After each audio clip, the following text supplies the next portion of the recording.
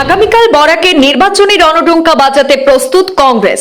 এক ঝাঁক রাজ্য ও কেন্দ্রীয় নেতাদের উপস্থিতিতে কাটিগড়া সমষ্টিতে বিশাল কর্মী সম্মেলন রয়েছে।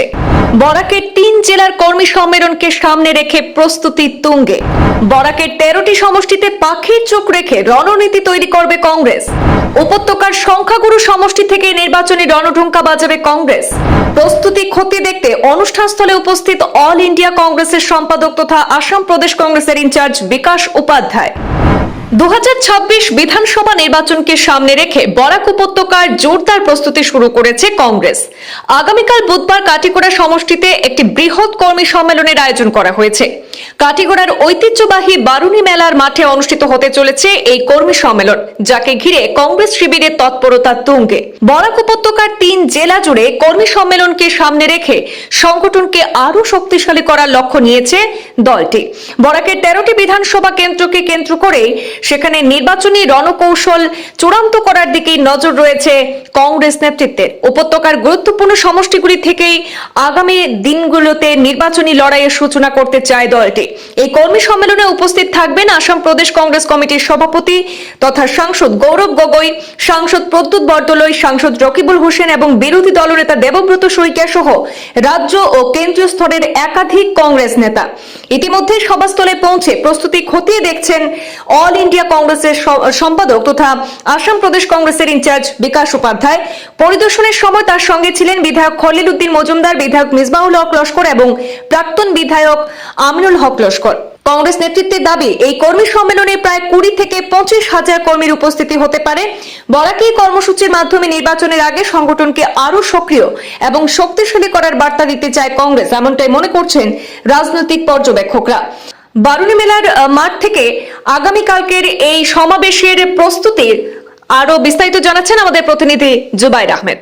পূর্বাঞ্চল প্রতিদিন নিউজে আপনাদেরকে স্বাগত জানাচ্ছি। এই মুহূর্তে দাঁড়িয়ে আছি ঐতিহ্যবাহী কাটিগড়া সমষ্টির বারুণী মেলার মাঠে। আগামীকাল অর্থাৎ বুধবার ২৮শে জানুয়ারি ২০২৬ ইংরেজি কাটিগড়ার সংখ্যাগুরু অধ্যুষিত সমষ্টি থেকেই কংগ্রেস রণডঙ্কা শুরু করতে যাচ্ছে বরাক উপত্যকায়।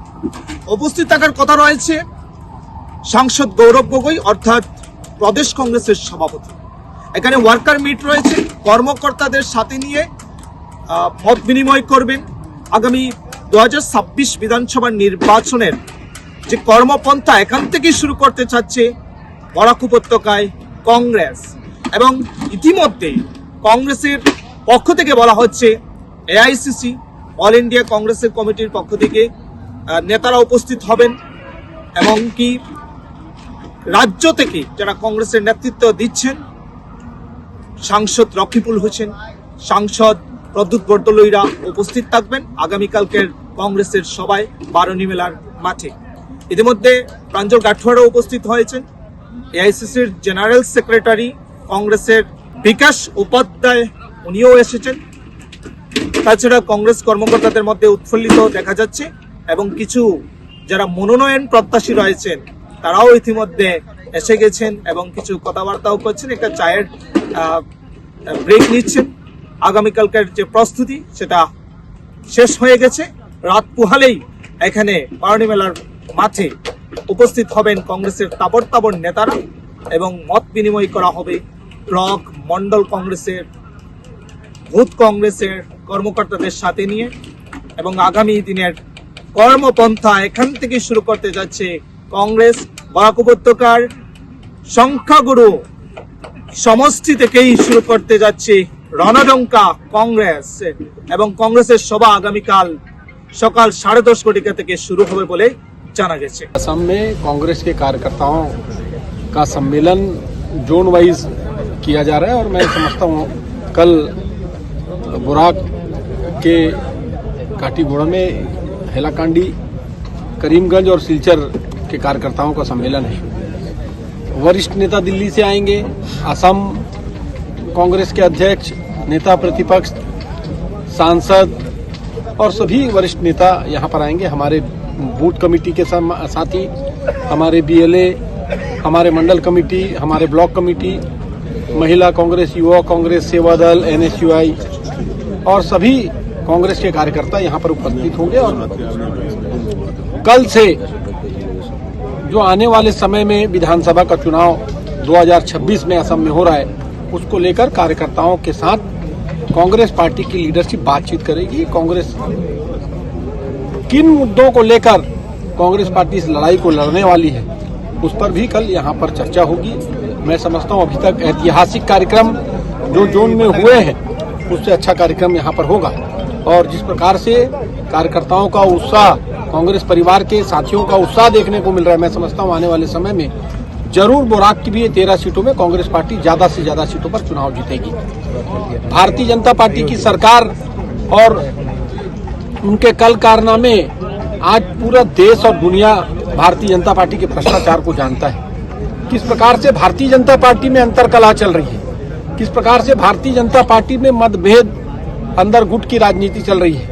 प्रदेश अध्यक्ष अलग चल रहे हैं, केंद्र के मंत्री सर्बानंद सोनोवाल अलग चल रहे हैं, मुख्यमंत्री अलग अलग तरीके से किस प्रकार से भारतीय जनता पार्टी टुकड़ों में बटी हुई है और जनता का हित नहीं, अपना व्यक्तिगत फायदा पहुंचाने का काम भारतीय जनता पार्टी के जनप्रतिनिधि, चाहे वो जिला पंचायत में हो, चाहे नगर निगमों में हो, चाहे पंचायतों में हो, चाहे विधानसभा, चाहे लोकसभा में हो, चाहे उनके मंत्रिमंडल के मंत्री हो, ये सब अपनी जायदाद बढ़ाने में लगे हैं। कोई टी गार्डन ले रहा है, कोई सरकारी जमीनों पर कब्जा कर रहा है, कोई अलग अलग सिंडिकेट माफिया चलाकर इस प्रदेश को बद से बदतर बनाने का काम कर रहा है। कांग्रेस पार्टी इस प्रदेश में जनता जिस प्रकार से आज परेशान है, जनता जिस प्रकार से महंगाई की मार, बेरोजगारी की मांग, अलग अलग तरीके से अराजकता की स्थिति, भाई से भाई को लड़ाना, धर्म से धर्म को लड़ाना, जाति से जाति को लड़ाना, ये काम भारतीय जनता पार्टी के एजेंडा में है और इसी को लेकर चुनाव में हो जाते हैं। विकास का कोई कार्य नहीं, कोई मील का ऐसा पत्थर नहीं जो आप जनता के लिए, लाभ के लिए बताने का काम हो। महंगाई बढ़ा दी, बेरोजगारी बढ़ा दी, आज हमारा युवा परेशान है और जिस प्रकार से आज तक जुबिंदा के पूरे रहस्यमी उनकी जो डेथ हुई है, उसका आज तक कहीं कुछ नहीं हो पाया। इंसाफ असम की जनता मांग रही है, उसी की लड़ाई कांग्रेस पार्टी लड़ रही है।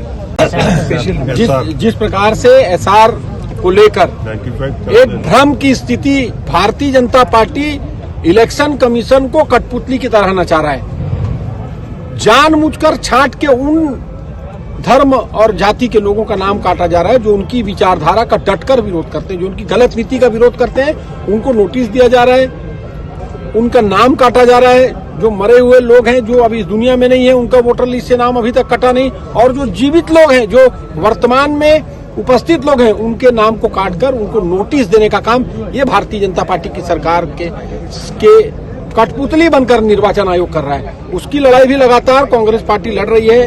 कांग्रेस के वरिष्ठ नेताओं ने निर्वाचन आयोग को चिट्ठी से लेकर, हमारा डेलीगेशन भी जाकर इस लड़ाई को लड़ रहा है और अलग अलग जिलों में रोज कलेक्टर ऑफिस में, डीसी ऑफिस में उसको लेकर हमारा प्रोटेस्ट चल रहा है। और इस लड़ाई को, क्योंकि ये सब इसलिए हो रहा है, आने वाले समय में चुनाव है, भारतीय जनता पार्टी लोगों को उलझाकर उनके नाम को काटना चाहती है। बिहार में 65 लाख लोगों का नाम काटा गया, बाद में राहुल गांधी जी ने उस लड़ाई को लड़ा तो 22 लाख लोगों का नाम जोड़ा गया, 16 लाख लोगों के आवेदन आए, 4-5 लाख किन लोगों का नाम जुड़ा अभी तक मालूम नहीं। महाराष्ट्र में लोकसभा के चुनाव के समय मतदाताओं की संख्या कम और विधानसभा के चुनाव के समय मतदाताओं की संख्या बढ़ गई। उसी प्रकार से हर पूरे प्रदेश देश की स्थिति देखेंगे तो निर्वाचन के माध्यम से, वोटरों के नाम एसआर के माध्यम से जनता को दिग्भ्रमित करने का काम भारतीय जनता पार्टी की सरकार करवा रही है।